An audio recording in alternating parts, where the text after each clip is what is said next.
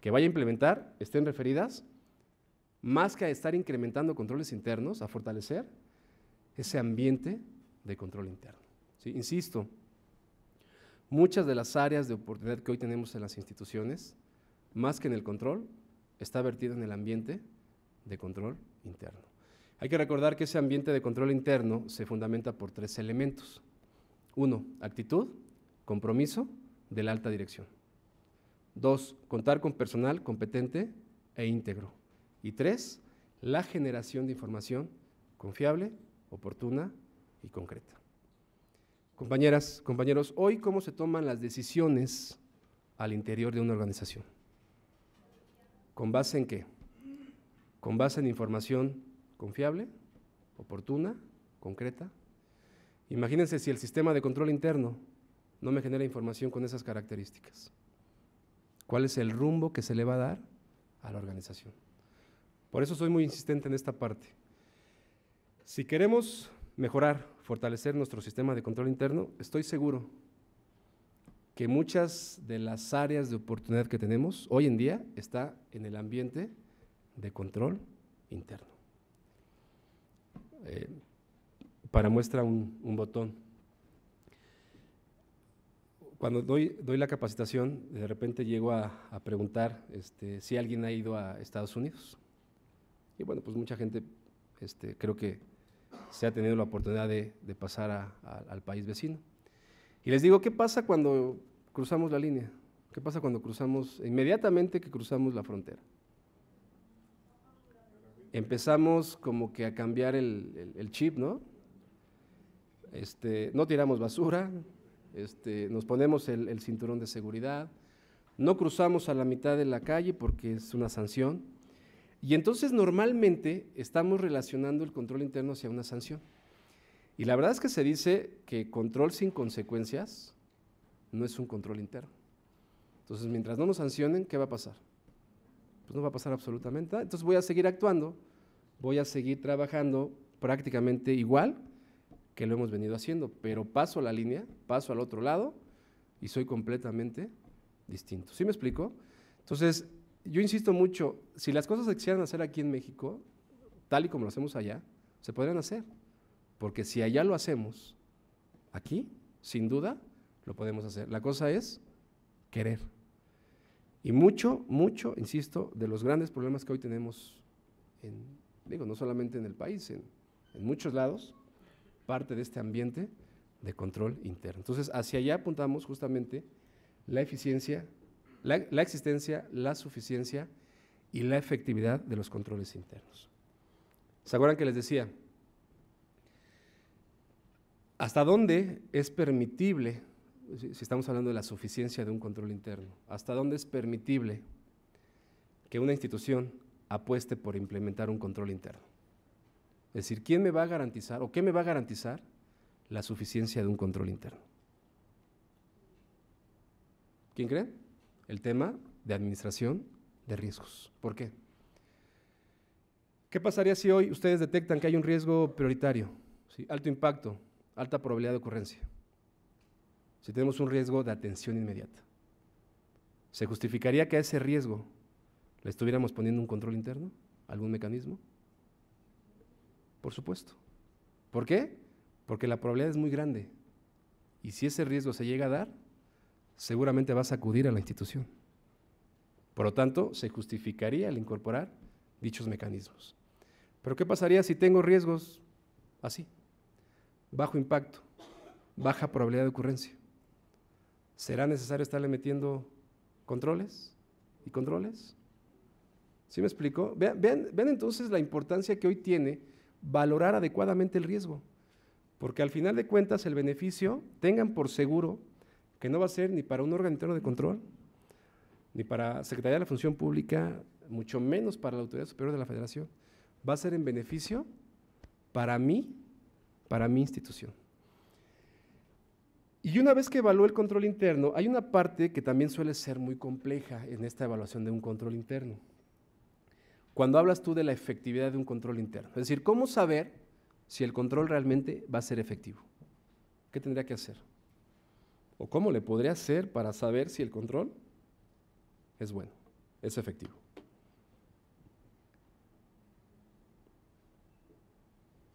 Sí, hay un término, hay un término que se maneja sobre los procedimientos de auditoría. Se dice que los procedimientos de auditoría es el conjunto de técnicas y pruebas que el auditor utiliza para conocer la razonabilidad de la información. ¿Sí? Ejemplo, un estado financiero me puede dar la existencia de ciertos activos. ¿Sí? ¿Qué tengo que hacer? Pues ir a verificar que efectivamente esos activos existan dentro de la institución. Entonces, ¿qué hace el auditor? Pues normalmente aplicar técnicas, pruebas para saber la razonabilidad de la información que está obteniendo. Y dentro de estas pruebas de auditoría, hay dos tipos de pruebas que se manejan, que es las pruebas de cumplimiento y las pruebas sustantivas. Una prueba de cumplimiento está relacionado justamente a la calidad o efectividad de los controles internos. ¿Sí? Alguna vez en un evento que teníamos, estábamos hablando de los almacenes, y hablábamos justamente de cuáles son las situaciones que tiene un almacén, sus factores de riesgo, cuáles son sus problemáticas. Y se comentaba que uno de los principales factores eran los incendios en ese almacén. Y bueno, pues se relacionó que esos mecanismos de control, esos objetivos de control interno, estaban directamente relacionados a los extintores. ¿Sí? Por ahí se hizo una actividad de una matriz de riesgos. Y fíjense, curiosamente alguien me decía, dice, oye Javier, dice, a un control interno, ¿a poco se le puede aplicar pruebas de cumplimiento? ¿Saben qué le respondí? ¿Ustedes qué hubieran respondido? ¿Depende? ¿Verdad que sí sirve? Llévense esa sugerencia porque de verdad les puede salvar hasta la vida. Bueno, la respuesta no fue depende, la respuesta fue sí, porque a un extintor, a un simple extintor, yo le puedo aplicar pruebas de cumplimiento. ¿Qué tipo de pruebas? Caducidades, tipo de material, recargas, hacer el tipo de pruebas, ¿no? Para ver si el control, señalizaciones, que la gente esté debidamente capacitada. O sea, ¿qué estoy haciendo? Verificando que el control va a servir cuando llegue un problema. ¿Sí? E insisto, no significa que el problema va a llegar. Lo que tengo que hacer es hacer frente en caso de que el riesgo llegue a materializarse. ¿Sí me explicó? Entonces, hay muchas herramientas hoy en día en las que me puedo basar para que yo pueda verificar la existencia, la suficiencia y la efectividad de los mecanismos de control interno. Ya he mencionado algunos, ¿sí? El pescado de Ishikawa, la metodología de los 5 por qué, los diagramas de flujo, mapas mentales, ¿sí? Es decir, compañeras, compañeros, apóyense en herramientas para que ustedes puedan garantizar la calidad de esos mecanismos de control interno. ¿Sí? Y una vez que evalúe el control interno, que sería la cuarta etapa, ¿qué hago? Hacer una valoración o una evaluación final. Recuerden, esta evaluación final se hace obviamente tomando como referencia la calidad de los controles internos. ¿Se acuerdan lo que platicábamos hace rato? ¿Qué pasaría si yo hago una evaluación inicial sin tomar en cuenta controles? Determino que el impacto es de 7, probabilidad 6. ¿Qué tengo? ¿Un riesgo? ¿En qué cuadrante? Cuadrante 1, atención inmediata. Pero llevo a cabo el proceso de evaluación de controles internos a través de estas herramientas que hemos venido comentando. Determino que el control existe, el control es suficiente, el control es realmente efectivo. ¿Qué va a pasar en la valoración final? Hoy tengo que bajarle al impacto y a la probabilidad de ocurrencia. Si yo le puse 7 en impacto en la inicial, ¿qué tendrá que ser en la final? 6, cuando menos. ¿Sí? Si yo le puse 7 en probabilidad en la inicial, en la final tendrá que ser 6, cuando menos. ¿Sí? Es decir, voy a bajarle al impacto y a la probabilidad de ocurrencia, ¿sí? Es decir, le bajo en dos sentidos, por la calidad de los controles internos. Pero ¿qué va a pasar si más adelante, es decir, hago una evaluación inicial, determino que el impacto es 7, la probabilidad 6, pero evalúo el control y determino que el control no existe, no es suficiente, no es efectivo. ¿Cómo va a ser la valoración final? Ojo, no se sube, se mantiene exactamente igual que en la inicial. ¿Por qué? Porque la inicial la hice sin tomar en cuenta controles internos. Por lo tanto, si los evalué y estos no fueron adecuados, pues la situación es exactamente la misma. Ahora, ¿cuál es la intención de la secretaria de este acuerdo de tener una valoración inicial y una final? ¿Cuál creen? Así es, verificar realmente cuál es la calidad que hoy tengo en los mecanismos de control interno.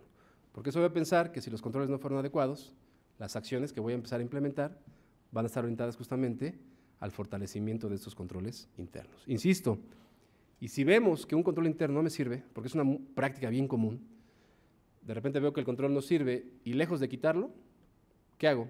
Le pongo otro y otro control. Y entonces estamos metiéndole controles sobre controles internos.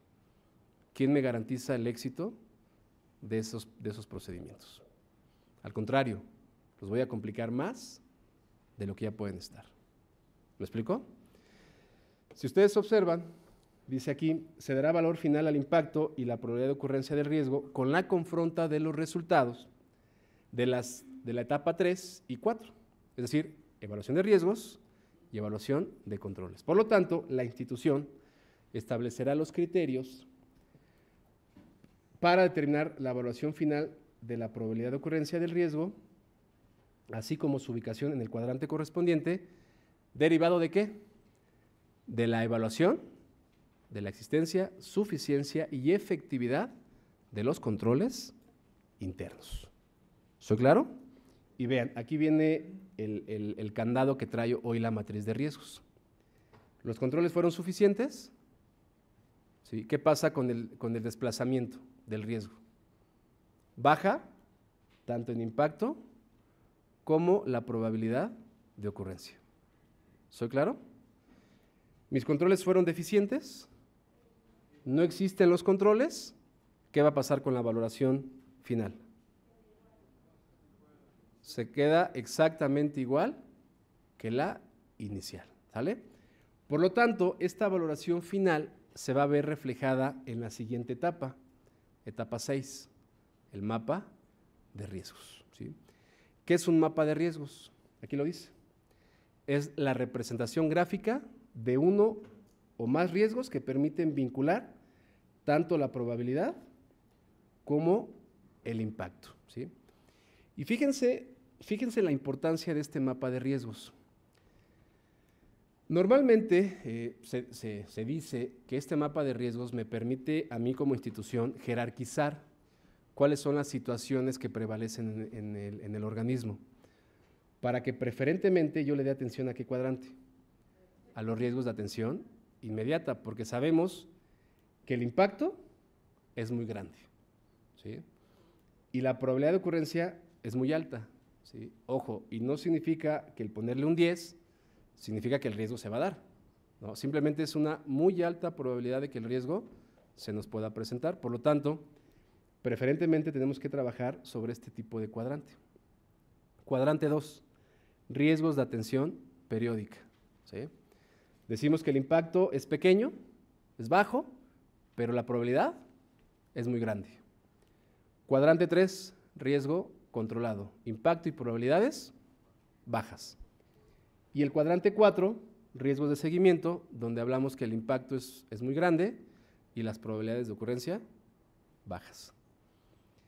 Fíjense la importancia que hoy tiene este mapa de riesgos. Resulta que cuando llego a revisar alguna matriz de riesgos, así hasta al azar lo tomo, y normalmente los riesgos que se llegan a identificar en las instituciones están aquí, ¿sí? Cuando llego, normalmente cuando doy la capacitación, lo que acostumbro es ver la matriz de riesgos para ver cómo está integrada y entonces ser mucho más práctico en la capacitación. Y entonces cuando ocurre esta situación, llego a la capacitación y les pregunto a la gente, digo, oye, ¿cuál es la razón ¿O por qué los riesgos normalmente están reflejados aquí? Le digo, ¿qué pasa con estos riesgos? No tengo. Esa es la respuesta que normalmente encuentro. ¿Qué pasaría? Y la verdad es que esto es una práctica común. De repente veo que las instituciones identifican que hay un riesgo aquí, en este cuadrante, y dicen, si lo dejamos aquí, al rato viene la Contraloría Interna, Función Pública, o sea, una instancia fiscalizadora, y nos empieza a pegar por este lado. ¿Sí? Y dice, no, toman la decisión y le dicen, ponlo en este cuadrante. ¿Lo podrá hacer la institución? Por supuesto que lo puede hacer. Pero al final de cuentas, ¿para quién va a ser el daño? ¿Para una instancia fiscalizadora o para la propia institución?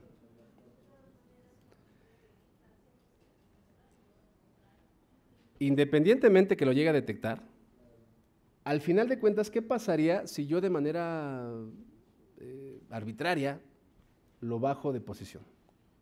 ¿Qué va a ocasionar? ¿Qué va a pasar? Las acciones que voy a implementar aquí no van a ser acciones adecuadas. Por lo tanto, ese riesgo seguramente va a estar pegue y pegue a la propia institución. ¿Sí? O viceversa, lo tengo aquí, no lo supe valorar y cayó en este cuadrante. ¿Qué va a ocasionar? Es decir, voy a empezar entonces a meterle controles y voy a caer en una controlitis para controlar algo que ni siquiera valía la pena. ¿Sí me explico? Entonces, vean qué tan importante es hoy valorar esos riesgos, ¿sí? Valorarlos, porque al final de cuentas el beneficio es para mí como institución, ¿sí? Porque entonces voy a establecer acciones, creo yo, acciones precisas para administrar cada uno de estos problemas. Ahora, cabe mencionar, y digo, voy a hacer aquí algún comentario que espero no vaya a causar ruido, no vaya a causar confusión, porque resulta que la matriz de riesgos que hoy tiene la Secretaría en este formato, te dice que si los controles fueron efectivos, fueron suficientes, fueron los adecuados, tienes que bajarle tanto a la probabilidad como al impacto, ¿sí? Sin embargo, ya el nuevo sistema, que próximamente se está trabajando sobre este nuevo sistema informático, donde van a estar pues básicamente los 3 procesos, MESI, ARI y COCODI, se les va a dar justamente la posibilidad y ya no van a encontrar un combo box, porque hoy la matriz que tiene, le das un clic al impacto y te corre del 1 al 10, ¿no? ¿Y cómo valoramos el riesgo? Hasta con los ojos cerrados, le ponemos el numerito. Hoy ya no va a tener esta situación, se van a establecer algunos criterios para que ustedes empiecen a valorar las condiciones de esa unidad administrativa donde se encuentra el riesgo, para que una vez que valoren esos criterios, automáticamente salga el valor del impacto y de la probabilidad de ocurrencia. ¿Qué buscamos con esto? Tratar de ser más objetivos al momento de valorar los riesgos. Y entonces lo que van ustedes a encontrar, otra de las grandes ventajas que van a tener, es que ya el sistema les va a permitir reducir a un eje, es decir, pueden bajarle a la probabilidad, pueden bajarle al impacto o en su defecto pueden bajarle a los dos. ¿Sí? Porque hoy la matriz de riesgos, si tus controles fueron efectivos, fueron suficientes, tienes que bajarle forzosamente a los dos ejes. Ahora, el comentario es el siguiente.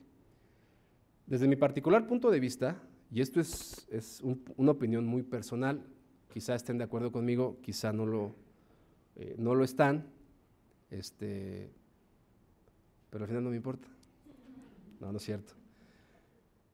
Aquí es muy importante considerar esta situación porque yo siempre he creído que lo que normalmente van a reducir cuando empiezan a ejercer mecanismos de control interno es este eje, el eje de las probabilidades. El impacto normalmente va a ser el mismo. ¿Sí? Y fíjense por qué mi lógica o por qué mi idea que tengo. Si ustedes identifican un riesgo que esté relacionado a la misión, visión o algún objetivo institucional, ¿qué impacto le van a dar? 9, 10. El impacto es muy alto, ¿estamos de acuerdo? Entonces, ¿qué van a hacer? Empezar a ejercer mecanismos de control interno.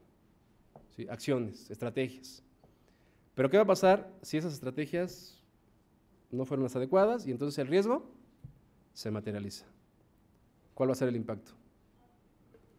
El impacto será el mismo, porque vas a afectar misión, objetivos y metas institucionales. ¿Sí? Por lo tanto, lo que realmente vas a reducir es la probabilidad de ocurrencia. ¿Se acuerdan lo que platicábamos hace rato? Un control interno normalmente ¿a dónde debe estar alineado? ¿Al riesgo o al factor? A los factores de riesgo. Por lo tanto, si estoy controlando factores, ¿se acuerdan del concepto de factor de riesgo? Decía, es toda circunstancia o situación que aumenta ¿qué? La probabilidad de ocurrencia. Entonces, si yo le estoy pegando a cada uno de los factores de riesgo, ¿qué estoy controlando realmente? La probabilidad de ocurrencia. El impacto normalmente va a ser el mismo, ¿sí? Porque si se llega a dar, la consecuencia va a ser prácticamente la misma. ¿Sale? Entonces, abusados en esta parte, porque sí es muy importante que lo consideren, porque insisto, ya el nuevo sistema va a dar esas posibilidades, bajarle a uno, bajarle al otro, o en su defecto, poder bajarle a los dos ejes. Habrá situaciones en las que sí se pudiera bajarle al impacto, pero insisto, la generalidad es reducir probabilidad de ocurrencia. Y entonces este mapa, esta manera, este tablero,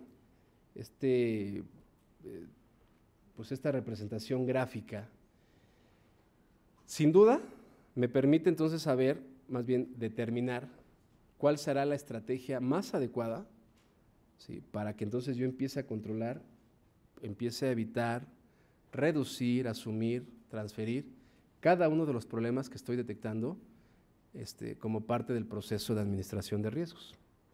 Observen aquí, estrategias y acciones ¿para qué? Para evitar, reducir, asumir, transferir o compartir esos riesgos, ¿sí? Ahora la pregunta sería, ¿qué entiendo por evitar un riesgo? De repente podemos interpretarlas de distintas maneras. Aquí les voy a comentar que básicamente evitar un riesgo, dice aquí, se aplica antes de asumir cualquier riesgo. Es decir, si yo veo, y eso la verdad es que es una práctica bien común, sobre todo en la administración, de repente observo que el proceso es muy engorroso, muy complejo. Y entonces lo que hago para salir del paso es estarle metiendo controles por un lado y por otro. Digo, a mí, ¿quién me puede asegurar que un proceso que sé que es complicado, que es complejo, el estarle metiendo mecanismos de control interno por un lado y por otro, lo voy a mejorar? ¿Sí? Entonces, más que buscar ese mecanismo, lo que pide aquí es buscar la manera de mejorar, rediseñar, ¿sí? Cada uno de los procesos, simplificar esos procesos, para que lejos de complicarlo más, lo podamos hacer mucho más fácil, mucho más digerible.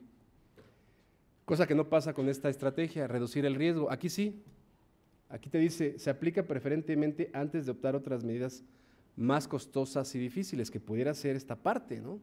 Una mejora, un rediseño del proceso. Y entonces aquí, ¿qué te pide? Entonces establece los mecanismos adecuados de control interno para que entonces el riesgo comience a reducirse. El siguiente punto es asumir el riesgo, ¿sí? ¿Qué es asumir un riesgo? Pues aquí lo dice, ¿no?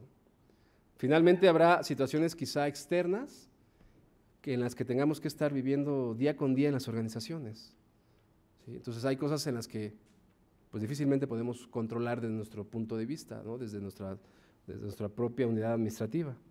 ¿Qué hago? Asumir, aceptar y vivirlas como las estamos viviendo quizá actualmente. Transferir el riesgo. ¿Qué es transferir un riesgo? ¿Sí? Que miren, creo yo que más que transferencia es como que compartirlo, ¿no? Porque de repente la gente se va con la idea de que la transferencia es como la papa caliente, ¿no? Yo no la quiero, pues ahí encárguense ustedes porque no quiero esta situación. Yo normalmente pongo un ejemplo que creo que da mucha referencia sobre esta estrategia. Hace rato platicábamos acerca de los factores de riesgo de andar en la Ciudad de México, bueno, o en cualquier ciudad, ¿no? Entonces, el manejar en la Ciudad de México, ¿a qué estamos expuestos? ¿A un accidente? ¿Sí? Compañeras, compañeros, ¿ese accidente ustedes lo pueden evitar? ¿Lo pueden reducir? ¿Sí? Ok. Un favor, díganme cómo, porque yo no lo sé. Depende, dicen por acá. Mire, estoy seguro que esto no se les va a olvidar jamás, ¿eh? Normalmente lo que hacemos es controlar lo que está en nosotros, ¿no? Y ustedes me pueden decir, pues manejo con toda precaución, no descansado, sin ir en estado de ebriedad, respetar las señales, ir a una velocidad prudente. Ok, ustedes están controlando lo que está en ustedes. El problema es cómo van a controlar al que viene atrás de ustedes, el que está a un lado, el que está al otro. Difícilmente, ¿no? Entonces, ¿qué hacemos ahí normalmente? Hacemos una transferencia, ¿sí? Y buscamos una aseguradora. Ojo, la aseguradora tampoco les controla el riesgo. ¿Estamos de acuerdo? Porque tengan o no tengan un seguro, la probabilidad de que se accidenten es el mismo. Pero ¿qué pasa con los impactos? Quizá ahí podríamos hablar. Entonces, por ejemplo, si hoy la institución está asegurando bienes, ¿qué está haciendo? Transfiriendo, compartiendo el riesgo. ¿Pero de quién sigue siendo el riesgo? ¿De la aseguradora o de la institución? ¿Nos damos cuenta? Entonces, si hoy, por ejemplo, no tengo la atribución, no tengo la facultad, ¿qué hago? Busco la manera de hacer una transferencia o compartir el riesgo con alguien que sí pueda controlar ese tipo de situaciones. ¿Soy claro? Si ustedes observan, esta etapa 7 es justamente la que cierra el proceso de administración de riesgos. Decíamos entonces que la metodología es comunicación y consulta, contexto, evaluación de riesgos, evaluación de controles, valoración final, mapa de riesgos y estrategias y acciones para evitar, reducir, asumir o transferir esos riesgos. ¿Hasta aquí vamos bien? Perfecto. Ahora viene la parte de los formatos, ¿sí? Es muy importante considerar esto. La matriz de riesgos de la Secretaría, la versión 7, que ya tenemos en Normateca, automáticamente cuando ustedes llenan la matriz de riesgos, el PETAR prácticamente ya sale generado. ¿Sale generado en cuanto a qué? En cuanto al riesgo que se describió, ¿sí? En cuanto a los valores de impacto y probabilidad de ocurrencia, y en automático nos genera el cuadrante, ¿sí? Por lo tanto, estamos en posibilidad de establecer la estrategia.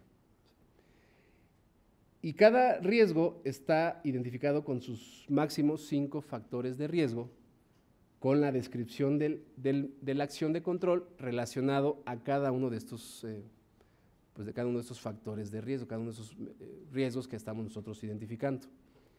¿Qué es lo que tenemos que establecer adicional a esto que ya genera en automático? ¿Sí? Dentro del programa de trabajo de administración de riesgos, tenemos que establecer la unidad administrativa responsable de llevar a cabo todas las acciones, ¿sí? Entonces, esto es adicional, hay que empezarlo a incluir como parte del proceso el proceso general de administración de riesgos. Fecha de inicio, de arranque de la acción y fecha de conclusión, así como los medios de verificación donde demuestro, ¿sí? Decíamos hace rato, donde demuestro con evidencia suficiente, competente, pertinente y relevante. Muy importante considerar estos aspectos en la evidencia documental, porque cuando hablamos obviamente de la evidencia suficiente, dices, bueno, ¿cómo garantizo la suficiencia?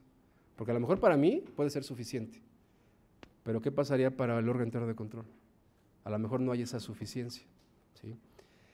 Por ejemplo, hay un elemento de control interno que es muy clavado en esta parte, que habla sobre el nivel estratégico. Y en la parte del ambiente de control interno dice ahí que si la gente conoce y comprende la misión, visión y objetivos institucionales. Entonces, ¿qué hace la institución? Demuestra con evidencia aparentemente suficiente, que todo el personal del organismo conoce y comprende a la institución, conoce la misión, visión. ¿Y cómo lo demuestra? Y nos dice, pues es que existe un programa de difusión. A mí un programa de difusión realmente me demuestra que la gente a lo mejor lo conoce, la misión, la visión, pero me demuestra que la gente comprende la misión, visión, objetivos institucionales. Entonces, ¿qué sucede? Que la evidencia no está garantizando los elementos adecuados para demostrar que la gente, cada uno de ustedes, es más, si yo en este momento yo aviento la pregunta a alguien, al azar, y les digo, ¿cuál es la misión? Seguramente a muchos los voy a poner en aprietos. Es más, pregúntenme cuál es la misión de la secretaría, y sí se las digo, Pero la verdad es que tenemos que demostrar con esa evidencia suficiente, y para demostrar que existe esa evidencia suficiente, ¿qué se requiere? Aplicar el criterio profesional de cada uno de nosotros para demostrar que realmente estamos demostrando cada una de las condiciones de control por cada elemento de control que nos están aplicando, ¿sí? Esa sería la suficiencia. ¿Qué sería la competencia? Cuando es información validada, ¿sí? Que está formalizada. Acuérdense de los grados de madurez. Nivel 0, no hay elemento de control. Nivel 1, ya existe el control interno, pero aún no se encuentra formalizado. ¿Sí me explico? Entonces, ¿qué tengo que hacer? Empezar a demostrar con ciertas condiciones cada una de los elementos, cada uno de los medios con los cuales voy a demostrar que realmente estamos operando perfectamente nuestro propio sistema de control interno.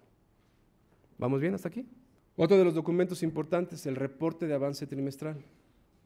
Una vez que ustedes informan, una vez que en la primera sesión del COCODI ya está establecido la matriz de riesgos, el mapa de riesgos y el programa de trabajo de administración de riesgos, ¿qué tengo que hacer trimestre a trimestre? Informar, ¿no?, los avances que se están teniendo, y lo voy a hacer a través de este reporte de avance trimestral del programa de trabajo de administración de riesgos. Aquí viene el contenido, finalmente no lo describo, están dentro del propio acuerdo de control interno. Lo importante es estar informando trimestre a trimestre de los avances que se están teniendo en la parte de administración de riesgos, ¿sale?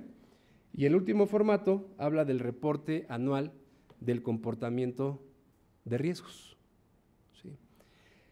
¿Cuál es la finalidad de este reporte anual? Dentro de la primera sesión del comité estaremos también informando de un reporte anual del comportamiento de riesgos, pero del ejercicio anterior. Y durante todo el ejercicio, ¿qué es lo que voy a hacer? Estar informando con el reporte de avance trimestral de los avances que se están teniendo.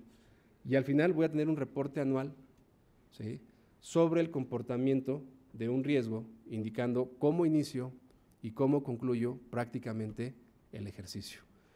¿Cuál sería la tendencia? Que obviamente los riesgos que estuvieran en un riesgo de atención inmediata, atención periódica, estuvieran prácticamente como controlados o, en su defecto, como riesgos de seguimiento, ¿sí?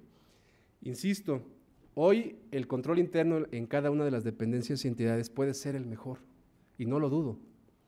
El problema es, ¿quién me asegura que este control interno, que hoy es perfecto, el día de mañana sigue estando perfecto? ¿Sí? Entonces, esa es justamente la intención del acuerdo en materia de control interno y la preocupación y ocupación de la Secretaría de la Función Pública. Empezar a crear una cultura de autocontrol, de autoevaluación, que seamos nosotros mismos los que empecemos a permear acciones. ¿Para qué? Para que ese riesgo o esos riesgos podamos entonces cubrirlos, administrarlos, controlarlos, y no esperar a que llegue una instancia fiscalizadora a empezar a determinar observaciones, ¿no?, que pues, constantemente nos dañan mucho en la parte de los propios procesos. El punto aquí, y reitero, se los he comentado durante diferentes foros, hoy puedo tener un riesgo controlado. Insisto, ¿quién me asegura que el día de mañana este riesgo no me cambie de cuadrante? ¿Sí? Por ahí platicábamos de las normas generales de control interno, ¿sí? La norma quinta, ¿qué me dice? Supervisión y mejora continua, ¿sí? ¿Qué tengo que hacer? Estar supervisando constantemente los riesgos, los mecanismos de control interno para asegurar que ese control interno sigue cubriendo, sigue administrando cada uno de los problemas que estamos nosotros detectando año con año. ¿Sale? Es muy común que me dicen, oye Javier, un riesgo que ya tengo controlado, ¿lo quito de la matriz de riesgos? ¿Ustedes qué harían? No lo pueden quitar. Digo, a lo mejor no lo van a estar informando en cada comité porque finalmente el riesgo pues, ya lo tienen controlado. Pero sí es muy importante que estarle dando seguimiento permanentemente a ese riesgo. Porque ese riesgo en cualquier momento puede brincar, puede cambiar de cuadrante. ¿Por qué? Por los factores internos, factores externos, ¿sí? Que hacen que el riesgo esté en constante movimiento. ¿Sale? Como conclusión entonces decimos, y aquí la importancia, ¿se acuerdan que cuando veíamos el nivel de control o los niveles de control,